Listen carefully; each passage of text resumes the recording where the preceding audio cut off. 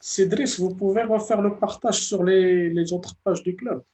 Parce qu'on a un accès vers la page principale.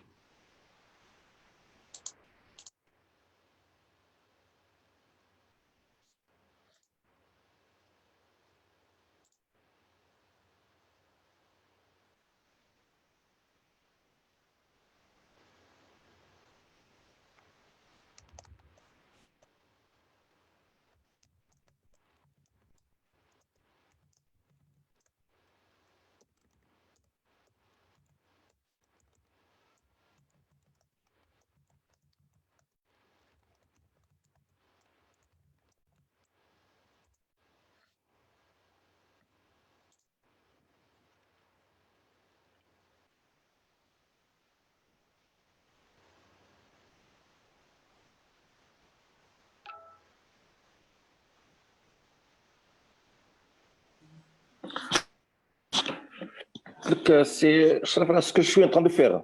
D'accord, très bien. Merci beaucoup, Cédric. Ok, avec plaisir.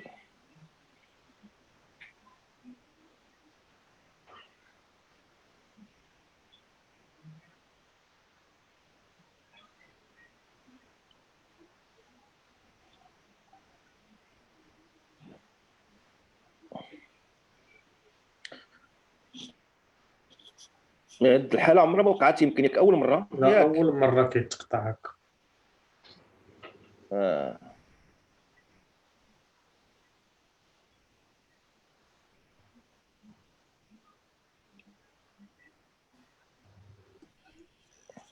سي سمير صبر معنا شوية الله يجازيك بخير.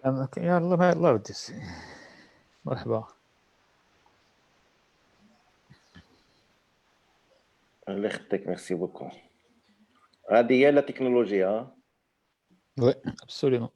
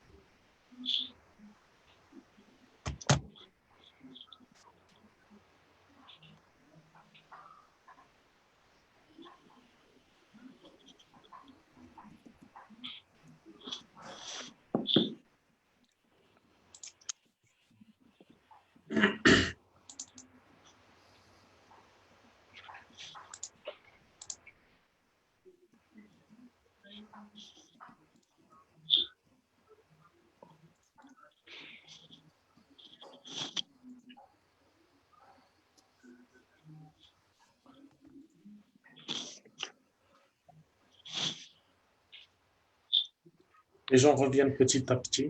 On comprend encore 2 minutes. Hmm.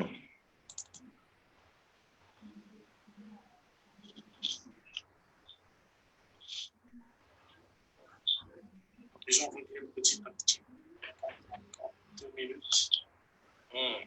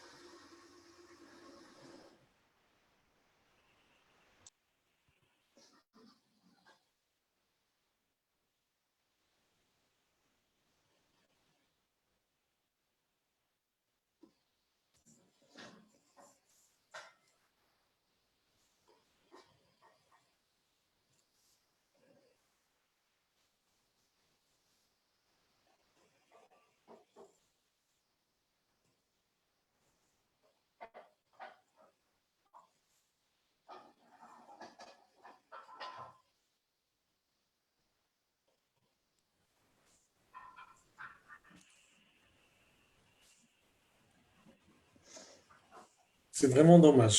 Imprévisible.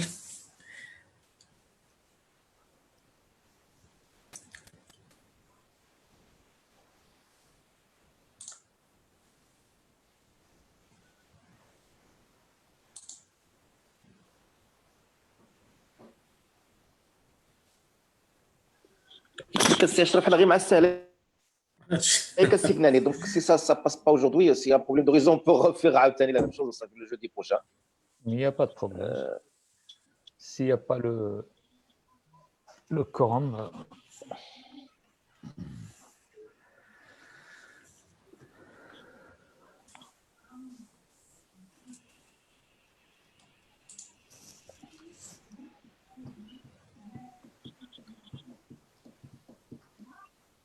المشكل منين جا بالضبط باش ما نوقعوش فيه مره واحده اخرى. غادي يكون عند لي زوبيراتور.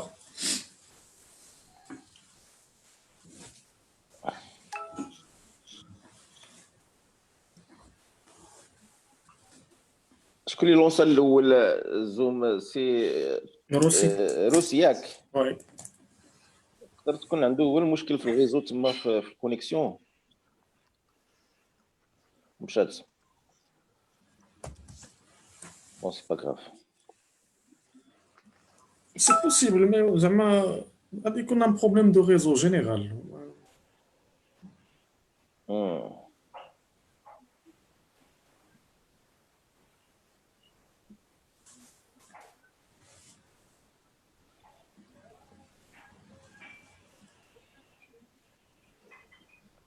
Bon, voilà, j'ai partagé dans pas mal de groupes, etc.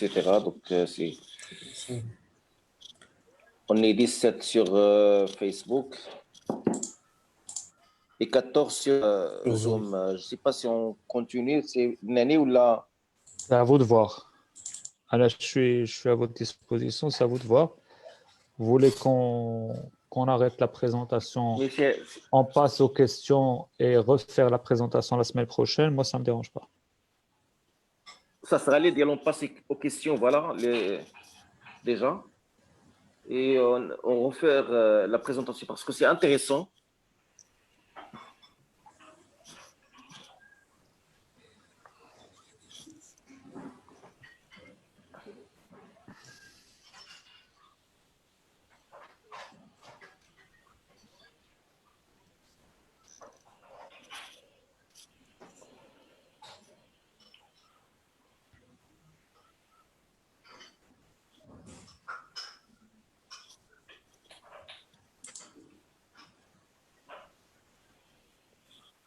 شحال بقى لك لا بريزونطاسيون سي سمير فادي؟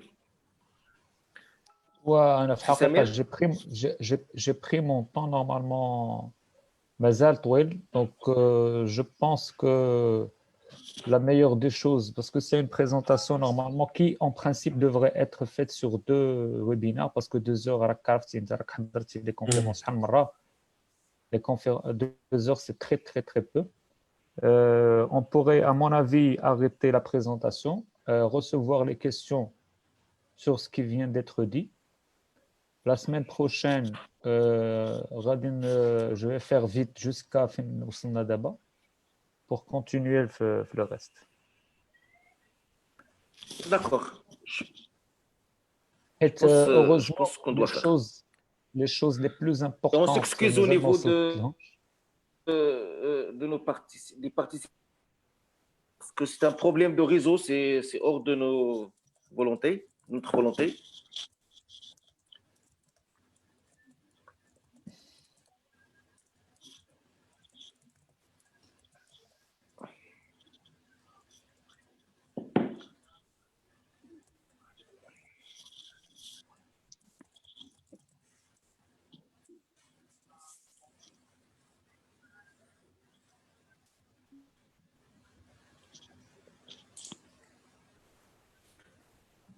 On passe alors aux questions.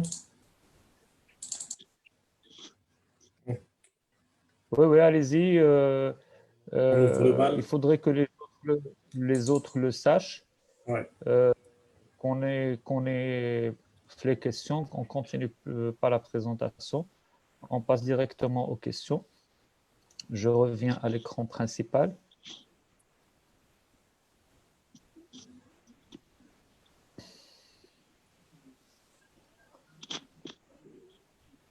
Donc, encore une fois, on s'excuse pour ce léger désagrément. J'ai eu un problème technique qui nous dépasse.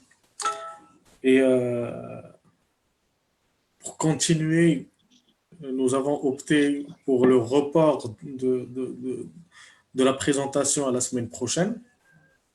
Et on passe directement aujourd'hui aux questions.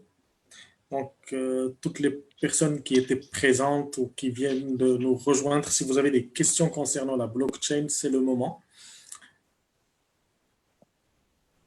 Docteur Benani est à votre écoute.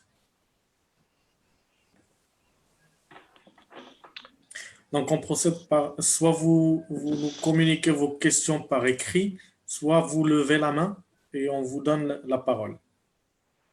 Nous avons déjà une petite question de la part de M. Fouad Merali. Comment la blockchain pourrait-elle sauver l'économie après le confinement? M. Benani? Oh, ça devrait faire l'objet de 3 webinaires suivis. Si je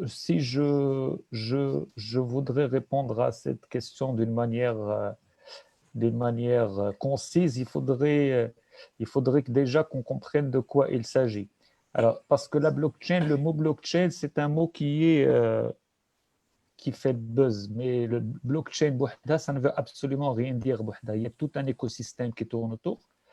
Peut-être il y a 1 an ou 2 ans, on pouvait parler de choses très techniques sans application.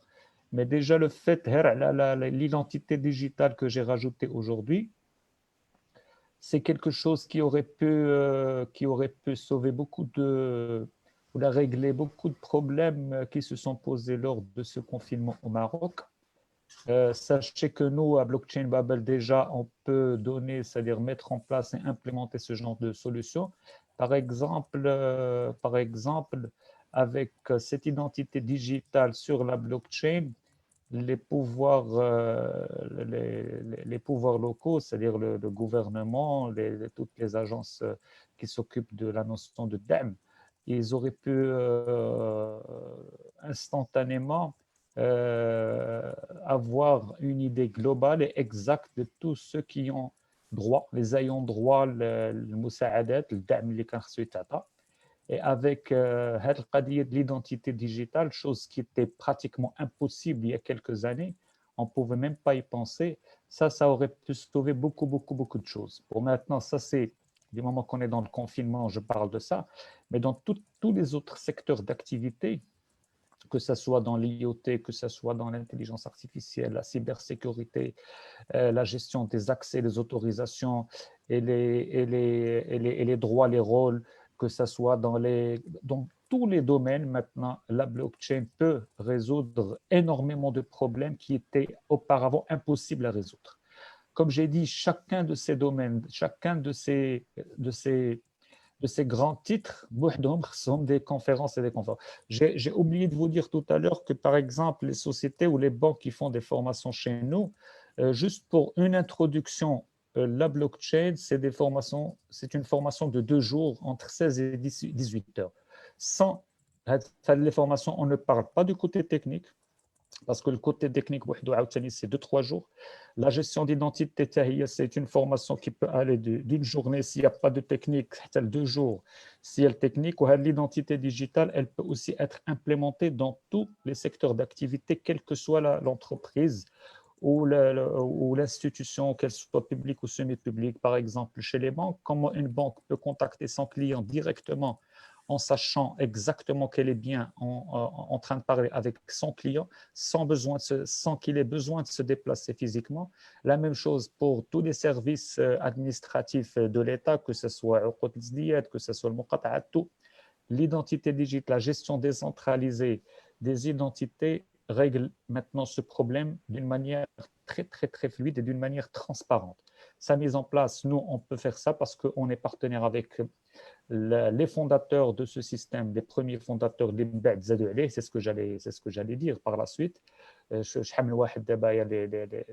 fondateurs ont plusieurs entreprises. Il suffit que je cite Cisco, IBM, T-Mobile, le géant allemand des télécommunications, la plupart des banques, des grandes banques dans le monde, et ainsi de suite. D'accord?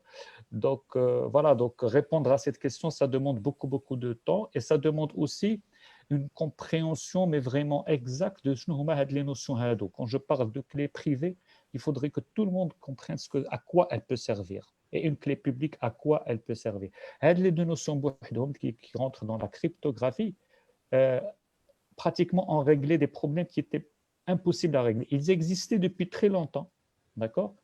Mais avec la blockchain, en y rajoutant le blockchain, la composante blockchain, on a pu, en les mettant ensemble, régler pas mal de problèmes au niveau digital, au niveau interaction à distance entre les différentes parties prenantes. Merci Sibnani. Nous avons une autre question depuis Facebook. Quel problème relatif au transfert de la valeur sur Internet? Alors, quel est le problème relatif au transfert de la valeur sur Internet? Alors, une question de Mkhtar Slimani.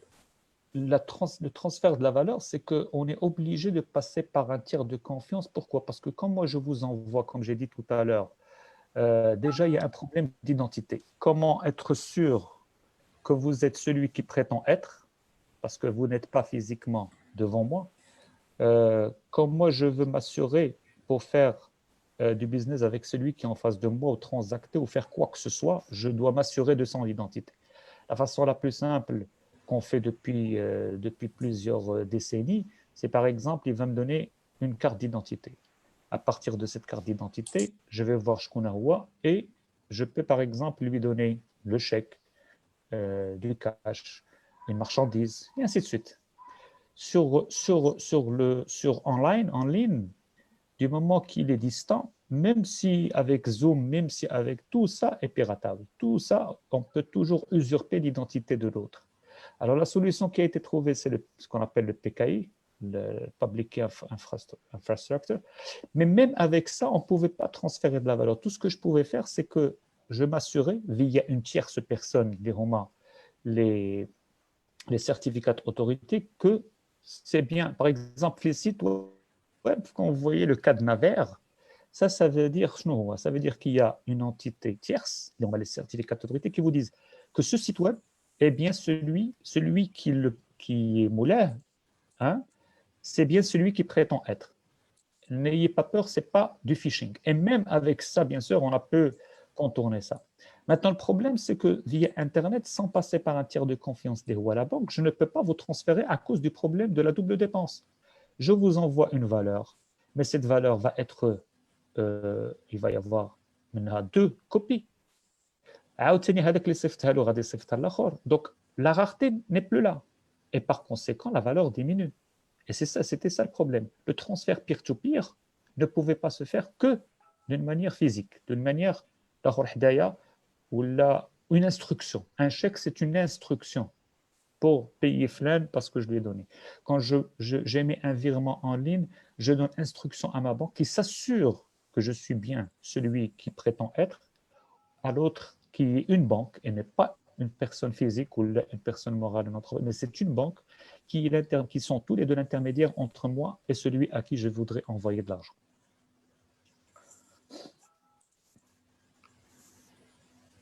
Merci beaucoup, Sibnani, pour votre réponse. Alors, une autre question, cette fois-ci de la part de Driss Arnaj. Selon votre expérience, il n'y aura pas de disruption au niveau de la chaîne de la blockchain? Je ne comprends pas la question. Bon, disruption de la blockchain, est-ce qu'il veut dire, est-ce qu'elle sera piratée? La blockchain en elle-même, non. Mais tout ce qu'on livre la presse spécialisée comme quoi il y a eu une blockchain soi-disant qui a été piratée, c'est en fait les smart contracts qui sont au-dessus de cette blockchain, les firmes de mushkil. C'est simple, c'est normal parce qu'on n'est pas passé à la partie consensus. La blockchain Bitcoin, depuis 2009, on est en train de parler de l'existence de 30 milliards de dollars de la blockchain. C'est-à-dire que celui qui arrive à la pirater aura ces 30 millions de dollars. Mais sachez, j'ai passé pratiquement 25 ans de cybersécurité, de sécurité des SI, qu'elle est attaquée chaque seconde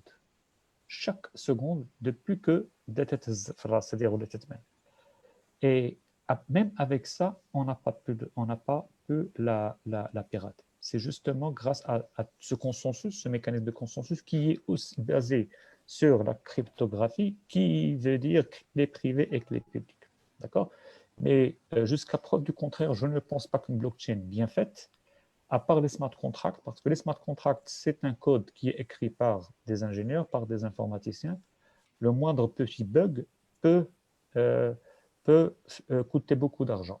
Avant, quand il y avait un bug, un système, le pire qui pouvait arriver, c'est que le système s'arrêtait, c'est que le système soit piraté, quelques données, mais là, quand un smart contract fait un bug, c'est une perte de valeur, c'est une perte d'argent liée à la blockchain en question.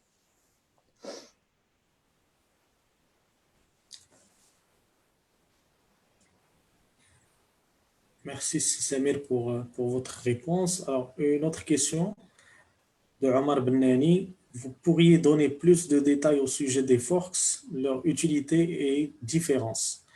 Il s'agit d'un concept nécessaire sur lequel j'ai encore quelques doutes. C'est lui qui le dit, pas moi. Alors, je pense qu'il a un doute de compréhension, mais les forks sont là. Ils marchent. Les forks, c'est quoi? Alors, il faut faire la différence, comme j'ai dit tout à l'heure, entre le hard forks et le soft forks. Le soft, il est compréhensible. C'est une mise à jour du système où pas tout le monde a mis à jour son logiciel. C'est une mise à jour logicielle, d'accord? C'est des règles qui changent au niveau logiciel concernant, par exemple, comment les transactions sont écrites, comment, par exemple, l'augmentation de la nombre de transactions, et ainsi de suite.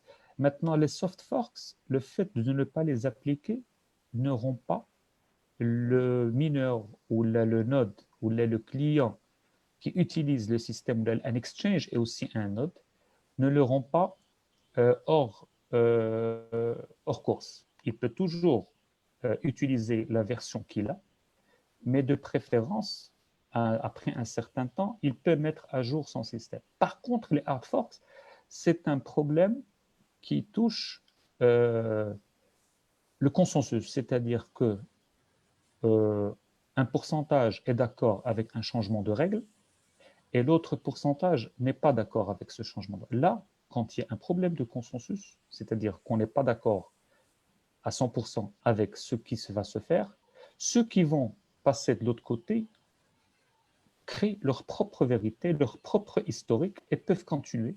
Et les exemples sont nombreux, Bitcoin Cash, Bitcoin Satoshi Version, BSV et ainsi de suite. D'accord? Maintenant, il y a des forks qui se passent, par exemple, Bitcoin 2-3 fois par semaine, sur Ethereum un peu plus, c'est quand deux mineurs trouvent la solution en même temps. Quand je dis en même temps, à quelques millisecondes ou quelques secondes près. Par exemple, un mineur au Canada ou la en Australie. Avec la propagation de l'information, il se peut que Nas Timshi Ma'aloul, ah oui, c'est lui qui a trouvé en continu, ou l'autre, Nas l'autre Timshi le premier, le deuxième. À un certain moment, la chaîne la plus longue, il y a le dernier mot. Et tous ceux qui étaient la première, ils se disent, ah, attention, on n'a pas la vérité ici, de la branche Hadi, donc on va switcher vers l'autre. Et ça se passe à peu près avec Bitcoin chaque deux. Mais il faudrait comprendre, ça veut dire quoi? Deux mineurs trouvent la solution en même temps. Ça, je ne l'ai pas encore discuté. Je laisserai la suite de la question pour la semaine prochaine. La suite de la réponse pour la semaine prochaine. Inch'Allah. Inch'Allah. Alors, il y a une question de M. Squid Jawad. Y a-t-il une tendance aujourd'hui d'utiliser, je crois qu'il voulait dire le Bitcoin, il a écrit OinCoin. Y a-t-il une tendance aujourd'hui d'utiliser le Bitcoin? Bon, ça dépend. Ça dépend dans quelle région du monde on est. D'accord? Il faut savoir que le Bitcoin est très utilisé dans pas mal de pays, que ce soit au niveau des sites e-commerce, que ce soit même, on a des ATM machines, c'est-à-dire des... Donc les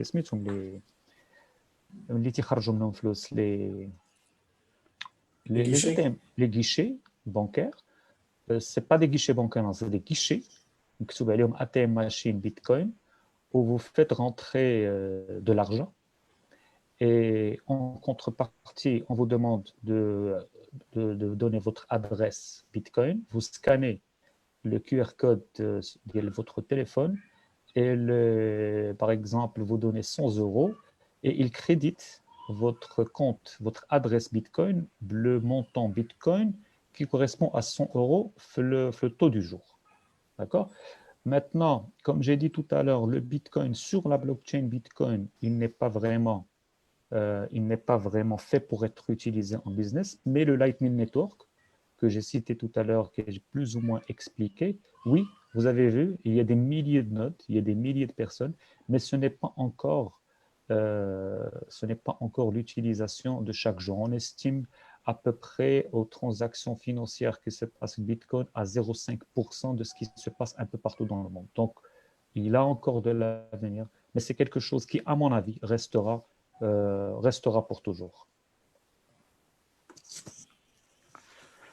C'est très clair. Alors, une question de Pizoum. Alors, la question de Mriem Najimi. Elle dit que sa question est plus technique. Est-ce que c'est les algorithmes de consensus qui définissent la complexité du problème à résoudre en fonction des nœuds participants?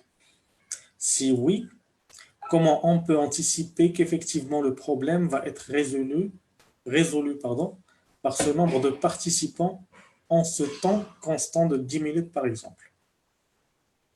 Alors, je répète. Oui, j'ai compris la question. Alors ça, c'est la partie qui était importante dont je voulais parler tout à l'heure. Alors en fait, c'est exactement l'exemple de le Sudoku. Tous les participants le réseau ont le même logiciel, le même algorithme. Cet algorithme est inscrit en dur. Cet algorithme, en fin de compte, la partie qui concerne le puzzle informatique, c'est comme de la loterie. La loterie, ça ne demande pas d'être intelligent ou là d'avoir un logiciel qui peut faire chez Haja ou là c'est de la game theory, c'est de la théorie de jeu. Alors celui qui joue 10 dirhams ou là celui qui joue 1000 dirhams, c'est pas parce que celui a joué 1000 dirhams qu'il est sûr de gagner. Non, c'est juste qu'il a 10 fois plus de chances de gagner par rapport à 100 fois plus de chances de gagner par rapport à celui qui a joué 10 dirhams. En fait, le but, c'est de trouver le chiffre سميتو le nonce, واحد le nombre سميتو le nonce, وهذاك le nombre, tout ce qu'il faut faire, c'est de la probabilité, c'est des combinaisons. Il faut essayer plusieurs nombres, واللي طاح فيه الأول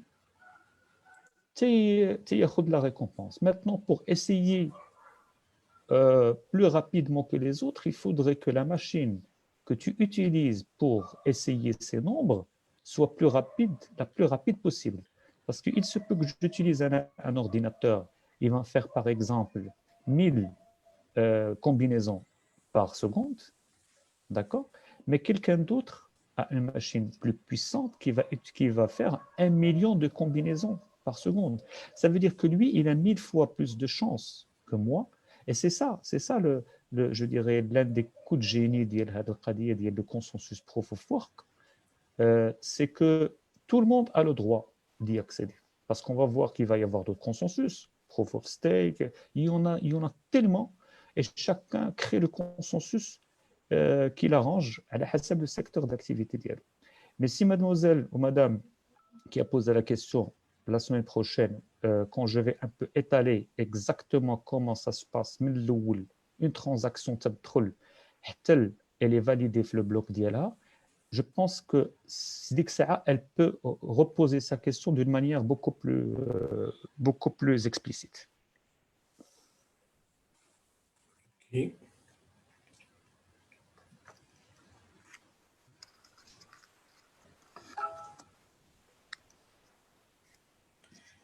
Alors, une question de M. Badr Obenihia. Pour une chaîne d'approvisionnement établie entre des partenaires, est-ce que l'investissement dans une plateforme de collaboration en blockchain serait très cher? Non, pas du tout. Non, bien pas que du le tout. nombre des partenaires est de 3 seulement. Non, pas du tout. Le problème, c'est ce qu'on appelle en anglais le network effect. Une chaîne d'approvisionnement, par exemple, supply chain, on va supposer qu'il y a 7 ou 8 intervenants. On va parler même l'exportateur, l'importateur. Si tout le monde utilise la même blockchain, d'accord, bien sûr qu'elle sera rapide. Alors, je vous donne un exemple. Par exemple, Maersk, la plus grande société des conteneurs un peu au monde, elle est passée la validation d'ILHA en 7 jours, 7 secondes, je pense, ou un peu moins. Pourquoi? Parce que du moment qu'on fait confiance à ce qui est inscrit sur la blockchain, celui qui va venir après dans la chaîne d'approvisionnement supply chain n'a pas besoin de recréer le même document. Parce que du moment, comme j'ai dit tout à l'heure, du moment que c'est inscrit sur du marbre, c'est infalsifiable, on peut faire confiance à ce qui est vrai. Généralement, ce genre de blockchain est privé, il n'est pas public, où tout le monde peut lire, elle est permission mais publique, dans un sens où privé et permission dans un autre, mais c'est-à-dire que ceux qui participent à la blockchain peuvent lire, mais seulement quelques-uns ont le droit d'écrire. Et généralement, les consensus, les algorithmes, les mécanismes de consensus ne sont pas aussi gourmands en énergie que le proof of work, parce que tout le monde se connaît. Mais pour répondre à la question d'une manière courte, non, ce n'est pas du tout cher de mettre ça en place. Il suffit juste qu'il y ait de la bonne volonté et que le network effect, c'est pas si vous me dites Facebook, il y a 10 personnes qui l'utilisent, bon, il n'aura pas de... Et plus les intervenants utilisent le réseau social, plus il a de la valeur. C'est exactement la même chose. Mais sa mise en place n'est pas du tout chère comparé à ce qui se passe maintenant. Merci beaucoup, Sibnani. Alors, une autre question. Est-ce que les banques centrales, en l'occurrence Banque al Maghrib, peuvent contrôler les flux générés par la blockchain? Alors déjà, la question est mal posée. De quelle blockchain on parle? Flux généré par la blockchain. De quelle blockchain? Parce qu'il y en a plusieurs, il n'y a pas une seule. S'il veut parler de Bitcoin... Les flux générés par les blocs. Non, s'il veut parler de Bitcoin, je pense que c'est ça sa question. Et c'est pour ça que quand j'ai commencé le deuxième module, Bitcoin n'est pas blockchain. Oui. Ou la blockchain n'est pas Bitcoin. هذا هو المشكل تيوقع tout le monde. Non. Blockchain, c'est une technologie qu'on peut utiliser partout. D'ailleurs, elle est utilisée maintenant partout. Bitcoin, c'est autre chose. C'est de la crypto-monnaie. Oui et non. Pourquoi oui? Parce qu'on peut, si on s'y connaît un peu, les réseaux, le networking, la cybersécurité, d'une manière générale, on peut remonter la chaîne de ceux qui font des transactions sur Bitcoin, surtout si les adresses sont connues, parce que c'est transparent. Et on peut, par un calcul de data mining et tout, on peut savoir exactement qui a fait ça, sur quoi il a la région, l'adresse IP d'Yellow, et ainsi de suite. D'accord, ça, dans la pratique, oui, on peut le faire.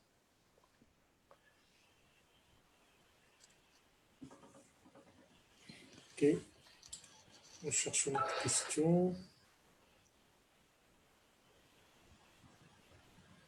Alors, est-ce qu'il y a une relation entre la création de M-Wallet, récemment par Banque Maghreb, et le système blockchain?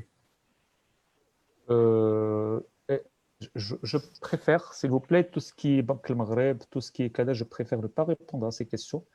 Vous savez que la question est un peu... Bon, ce que je peux dire, c'est que quand j'utilise le mot wallet, ça ne veut pas dire qu'il est automatiquement relié au blockchain, parce que le mot wallet existait bien avant, d'accord?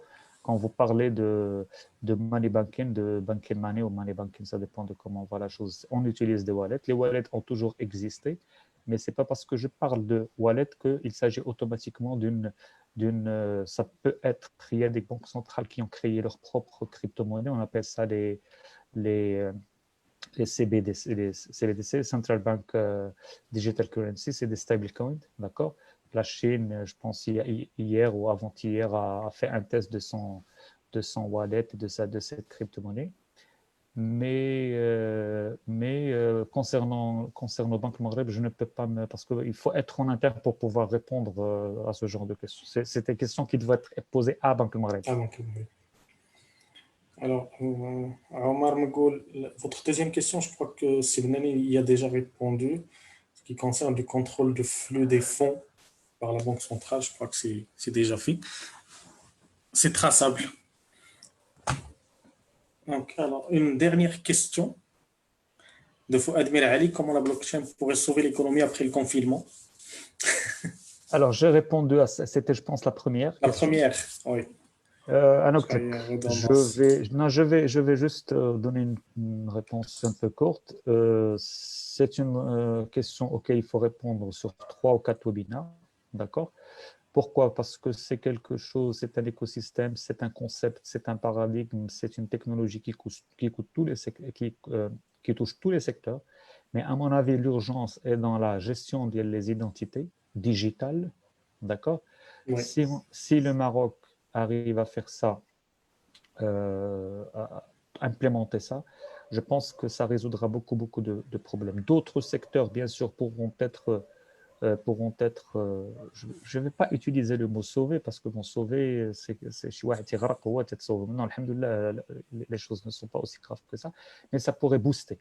Et moi, pour les gens qui me suivent, depuis plusieurs années, j'ai toujours dit que le Maroc, c'est une opportunité pour le Maroc, la blockchain et tout son écosystème pour faire un pas en avant, d'accord, un grand pas en avant, à l'instar de ce qui s'est passé dans d'autres pays, comme Chypre, comme Malte, comme Singapour, comme pas mal de pays qui ont vu un peu l'utilité de cette technologie pour leur économie. C'est beaucoup, Sibnani. Alors, moi, j'ai une petite question. Est-ce que tout le monde peut devenir mineur? Je l'ai mentionné, je pense, à 3-4 reprises durant l'heure que j'ai présenté. Oui, parce que c'est une blockchain publique et il n'y a pas. C'est-à-dire, est-ce que ça demande des connaissances techniques ou pas? Oui, en quelque sorte, oui. Mais ta question, est-ce que c'est possible? Oui, c'est possible. Maintenant, ça dépend de la législation du pays dans lequel vous êtes. D'accord? Ça dépend en 2020 de combien vous voulez mettre en capital. Il y a 10 ans ou il y a 8 ans, il fallait juste avoir un ordinateur et installer le logiciel et cliquer sur démarrer. Maintenant, d'après mes calculs, il faut minimum $1 million pour pouvoir être mineur, parce que les ASICs coûtent très très cher. Et à part ça, il y a toute la logistique qui tourne autour, c'est-à-dire le refroidissement, le pays dans lequel vous allez mettre la ferme de minage. Vous ne pouvez pas faire ça dans un endroit qui est chaud, parce que ça va vous coûter beaucoup, beaucoup, beaucoup d'argent pour refroidir, parce que c'est des machines, c'était des petites machines très, très, très puissantes qui dégagent beaucoup, beaucoup d'énergie, ils ont besoin d'être refroidis. Et c'est une game theory. Est-ce que ce que je vais investir, d'accord, avec le halving qui va venir par exemple dans les prochains jours des L625, est-ce que le Bitcoin طلع ولا هبط? Tout ça, c'est des calculs, c'est بحال غتحل une entreprise. C'est-à-dire un business plan ou telle chose. Ça, c'est ce que font les autres dans les pays où c'est autorisé. C'est un business plan. Maintenant, après le halving, certainement, il y a beaucoup qui vont fermer, mais il y a d'autres qui vont ouvrir parce qu'ils ne vont pas investir beaucoup, ils se contentent d'un petit gain, et ainsi de suite.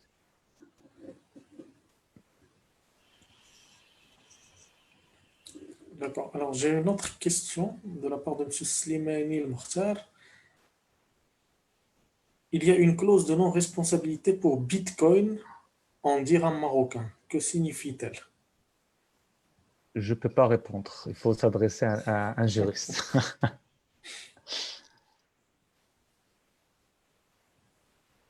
Je suis désolé, tout ce qui est juriste, sinon je vais m'aventurer dans un terrain un peu miné. Et je ne suis pas juriste, il faudrait s'adresser à un juriste pour répondre à cette question. Alors, une autre question qui vient de m'être envoyée. Y a-t-il des applications de blockchain dans le domaine de la gestion des contrats entre fournisseurs et clients? Exemple, sauvegarde longue durée, mise à jour, avenant. Bien sûr, si les quand j'ai répondu à la première question, la question qui parlait de comment la blockchain peut sauver, c'est-à-dire surtout quand j'ai parlé de l'identité digitale décentralisée, l'identité digitale décentralisée, justement, elle permet de faire tout ça. C'est-à-dire que la relation client-fournisseur devient peer-to-peer, directe, sans présence physique et avec une assurance de 100%. C'est-à-dire que je peux envoyer ma facture, je suis sûr que mon client l'a reçue. Je peux même, à l'intérieur de cette facture qui est envoyée digitalement, y mettre un smart contract de telle sorte que le paiement se fait tel jour, telle date. L'État, par exemple, peut, dans le cadre des impôts, peut automatiquement, c'est-à-dire ça va résoudre un ensemble incalculable de problèmes qui étaient basés jusqu'à maintenant, soit sur la confiance, soit sur parfois la mauvaise foi, soit parfois sur la paresse, et ainsi de suite. Mais maintenant, le fait de ne pas se déplacer résout beaucoup, beaucoup, beaucoup de problèmes.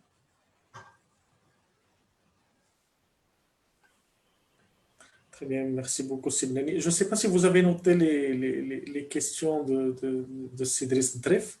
Alors, Cédric Dref, je les ai notées. Il y avait deux questions. L'impact, l'initiative de l'HPS BAM. Alors, c'est exactement ma même réponse. Je ne suis pas en interne chez eux. Je ne peux pas savoir ou vous dire ce qui se passe, d'accord? On a vu la démo en novembre 2019. Qu'est-ce qui s'est passé par la suite? Je ne peux pas vous répondre. Maintenant, la deuxième, l'impact d'IEL, toute cette technologie sur les banques, bon, il est énorme. D'ailleurs, quand j'ai parlé tout à l'heure du consortium R3, ils ont commencé par 40, d'abord ils sont à plus de 300. Quand j'ai parlé de Ripple, la plupart des banques utilisent maintenant Ripple. Vous avez MoneyGram et Western Union qui utilisent Ripple. Avant Western Union, ils suivaient tout le parcours des Tanarvo. Maintenant, c'est instantané. Et donc, eux, ils savent pertinemment que la célérité d'IL, les transactions, la blockchain, c'est des blockchains privées. Donc, j'ai parlé de Ripple, mais il y a aussi Corda, qui est le plus utilisé par les banques un peu partout dans le monde. Et quand je parle banque, je ne parle pas d'une petite banque du coin. Je parle des plus grandes banques dans le monde. D'ailleurs, même JP Morgan a créé sa propre blockchain qu'elle veut utiliser avec d'autres banques. D'accord? L'impact est énorme. énorme, énorme. Mais ce qui me personnellement me dérange, c'est que cet impact ne s'est pas reflété sur le client. D'accord? Si par exemple, je parle un peu partout ce qui se passe dans le monde, hein, je ne parle pas du Maroc, le client n'a pas été, je parle de Western Union par exemple, on paye toujours, un transfert Western Union MoneyGram, c'est les mêmes frais. Alors que pour MoneyGram, les frais pratiquement, c'est-à-dire ils sont devenus pratiquement nuls. D'accord? Mais on ne communique pas là-dessus. OK? Et ben, l'impact est énorme. Ils ont su, comment dirais-je, j'aime bien utiliser des mots et les verbes, les adjectifs. Ils ont pu prendre les avantages qui les intéressent, hein, la blockchain, et laisser ce qui ne les intéressait pas. Et grâce à ça, ils ont pu faire des économies énormes.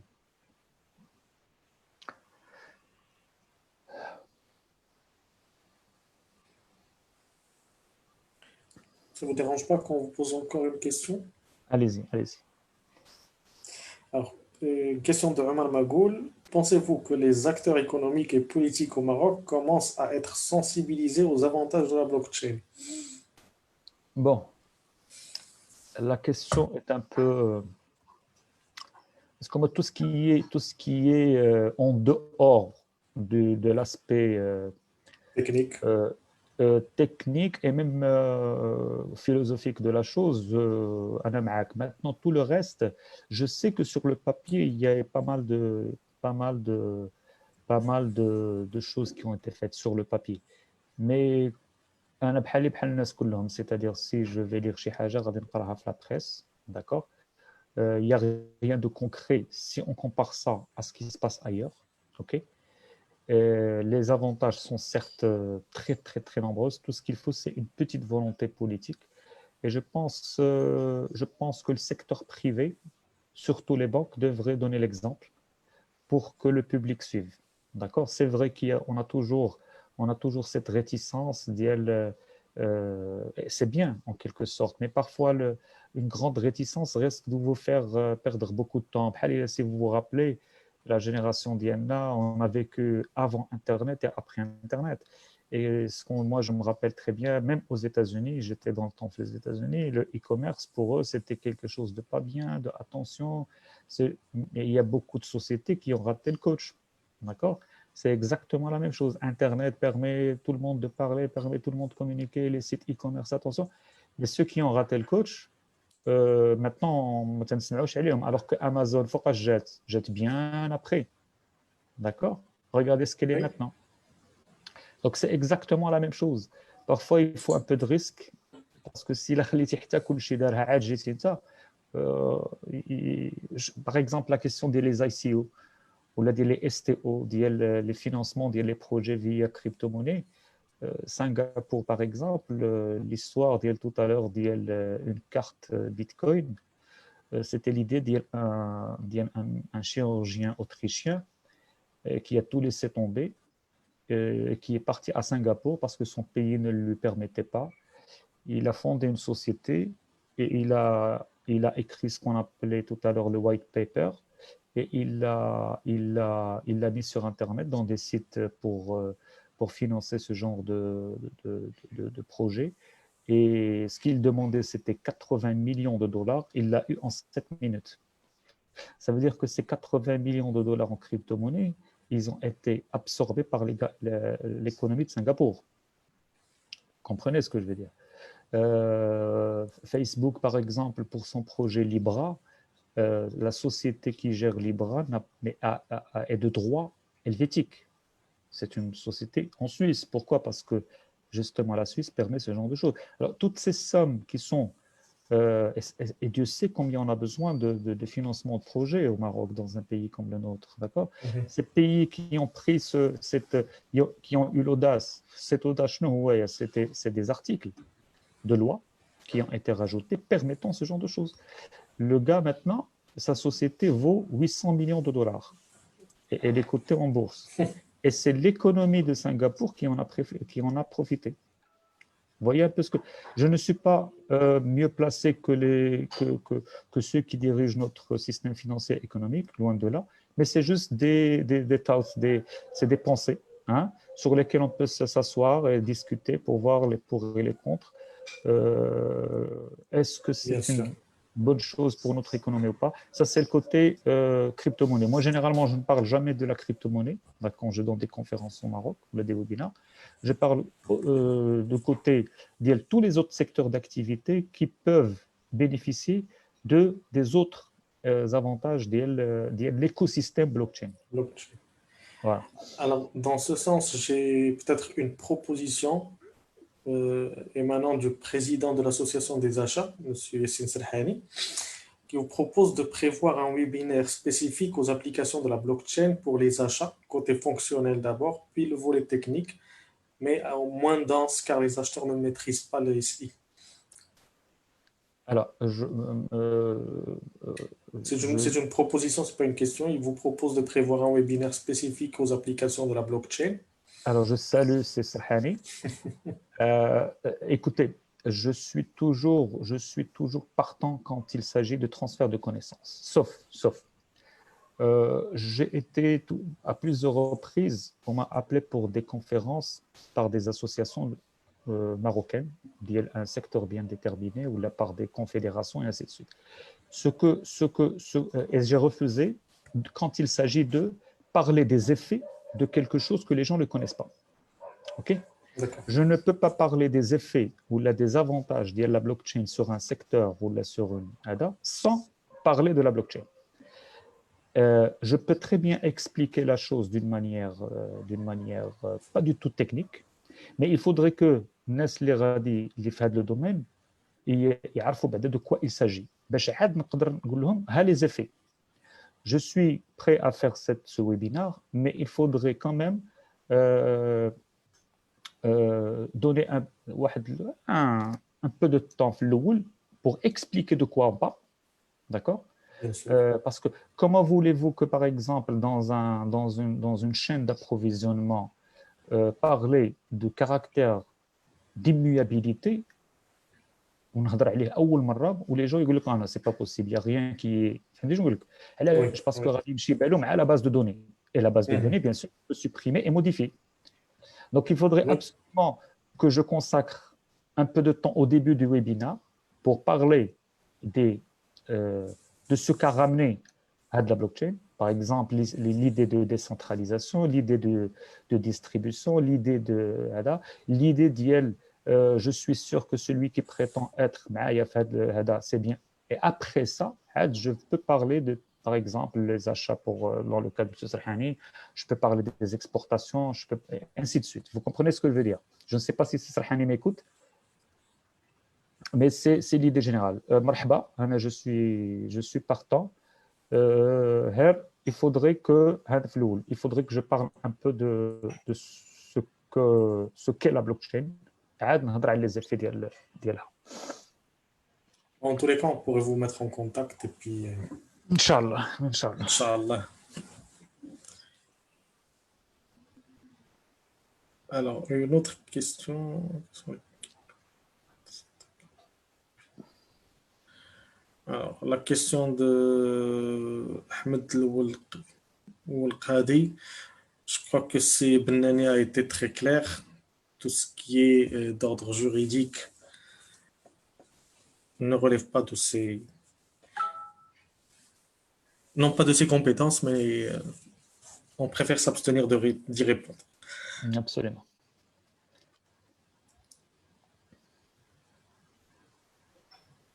J'insiste sur la question de l'identité digitale. Vous savez, je ne sais pas si vous êtes au courant, mais le Maroc, depuis plusieurs années, peut-être décennies, a mis en place des systèmes de ce qu'on appelle DEN.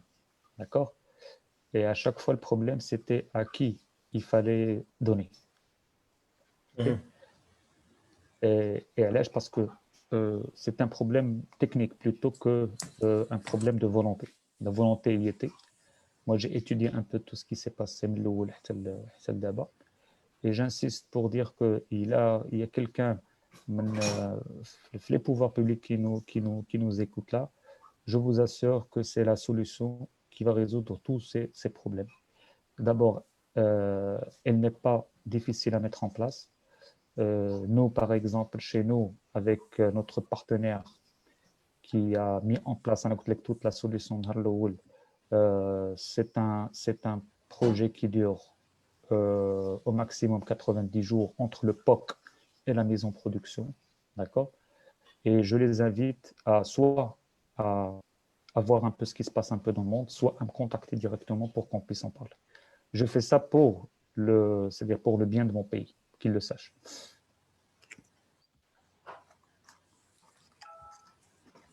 C'est très aimable à vous, Sibnani. Très humble aussi.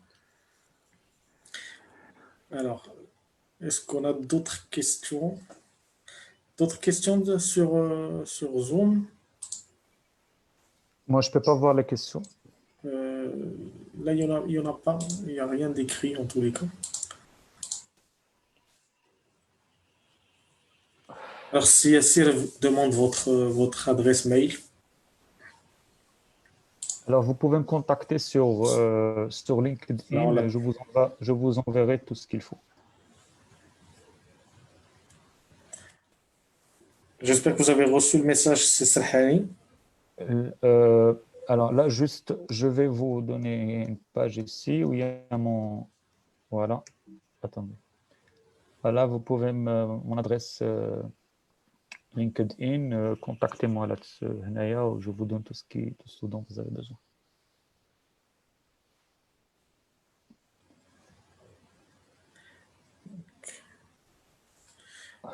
S'il n'y a plus de questions, on va en clôture. Marhaba. À moins que vous voulez rajouter quelque chose, Sibnani, ce serait avec un Là, plaisir. j'avais beaucoup de choses à rajouter que j'ai notées, mais je ne peux pas les énoncer tout de suite parce que, bon, mais à peine j'ai effleuré le sujet, d'accord? Je laisserai ça pour la semaine prochaine, Inch'Allah. Inch'Allah, bihamdillah. Comme ça, les gens comprendront de quoi il s'agit. Parce qu'il y a beaucoup de choses, beaucoup de choses. C'est-à-dire le plus important n'a pas été encore dit. Inch'Allah, on sera là plus nombreux en espérant qu'il n'y ait plus d'interruption d'Internet en tous les cas. Exactement. Si Samir Benani, on vous remercie infiniment au nom du club des dirigeants. Merci de tout ce que vous faites et pour tous vos efforts et votre présence. On vous donne rendez-vous donc la semaine prochaine, Inch'Allah, bihawlillah. Continuer la formation. Merci Cédric Treff de m'avoir assisté et on s'excuse encore une fois à notre aimable audience pour l'inconvénient, pour la rupture qui a eu lieu cet après-midi, enfin de cette journée, je perds mes mots, de cette soirée. Sur ce, je vous souhaite de passer une excellente nuit et vous dis... Pardon?